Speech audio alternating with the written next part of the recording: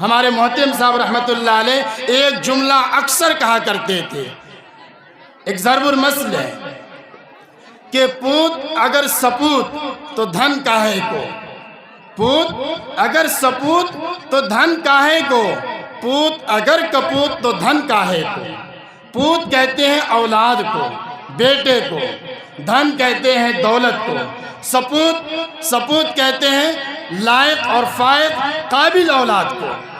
کہتے ہیں اگر سپوت ہے یعنی اگر اولاد لائق مند ہے، اولاد قابل ہے، اولاد ہنرمند ہے، اولاد فرما بردار ہے، تو وہ اولاد کبھی شکایت نہیں کرے گی کہ ہمارے والد نے ہمارے لیے کچھ نہیں کیا، ہمارے والد نے ہمارے لیے کچھ نہیں چھوڑا، بلکہ وہ اولاد اپنی قابلیت کی بنیاد پر، اپنے دم پر، اپنی محنت اور لگن سے وہ دولت بھی حاصل کر لے گا اور معاشرے میں اچھا نام بھی روشن کرے گا، تعلیم بھی حاصل کرے گا۔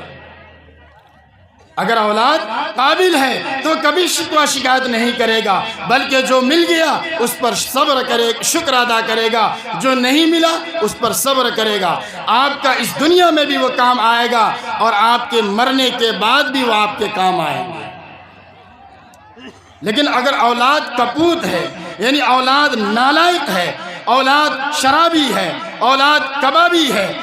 تو اس اولاد کے لیے دولت آپ کیوں جمع کر رہے ہیں؟ اس اولاد کے لیے آپ دن رات کی ٹھوکریں کیوں کھا رہے ہیں؟ اس اولاد کے لیے آپ رات کی نیند کو، سکون کو کیوں قربان کر رہے ہیں کہ وہ اولاد آپ کو اس دنیا میں بھی تکلیف دے گی اور آپ کے مرنے کے بعد آپ کی اسی جائیداد کو، اسی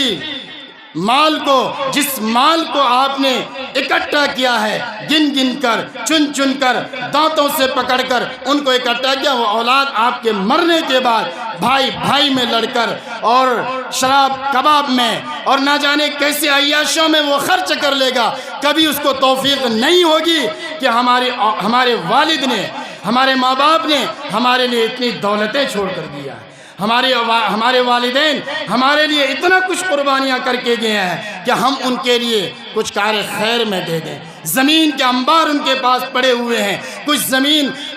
اپنے والد کے نام پر مدرسہ بنا دیں، مسجد بنا دیں، رفاہ عام پر خرچ کر دیں، یہ نہیں ہو سکتا ہے۔ وہ آپ کی جائیداد کو عیاشی کے ساتھ برباد کر دیں گے، تو اس کا وبال آپ کو اس دنیا میں نہیں ملے گا اور آخرت میں نہیں ملے گا۔ اس لیے ہمیشہ ہمارے محترم صاحب رحمۃ اللہ علیہ کہا کرتے تھے کہ اگر پوت سپوت تو دھن کاہے کو، اور اگر پوت کپوت تو دھن کاہے کو۔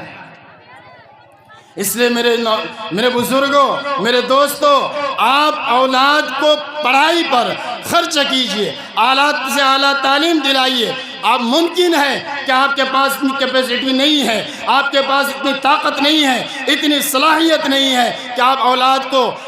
پرائیویٹ اسکول میں پڑھا سکتے ہیں، پرائیویٹ مدرسوں میں پڑھا سکتے ہیں، کہ آپ کے ادارے میں سرکاری گاؤں میں سرکاری مدرسہ بھی ہے، سرکاری اسکول بھی ہے، وہاں سے بھی لوگ قابل نکلتے ہیں۔ آپ پڑھائیے، ان کا بھی محاسبہ کیجئے۔ اور اس دور میں دونوں طرح کی تعلیم ضروری ہے، صرف ایک تعلیم دلا کر کامیابی نہیں حاصل کر سکتے۔ جہاں دینی تعلیم ضروری ہے، فرض عین ہے، اسی طریقے سے دنیاوی تعلیم دینا بھی یہ وقت کی اہم ضرورت ہے اور وقت کا تقاضا ہے۔ اس لیے ان سے منہ نہ موڑیے، روکھی سوکھی کھا لیجئے لیکن اس سے منہ نہ موڑیے۔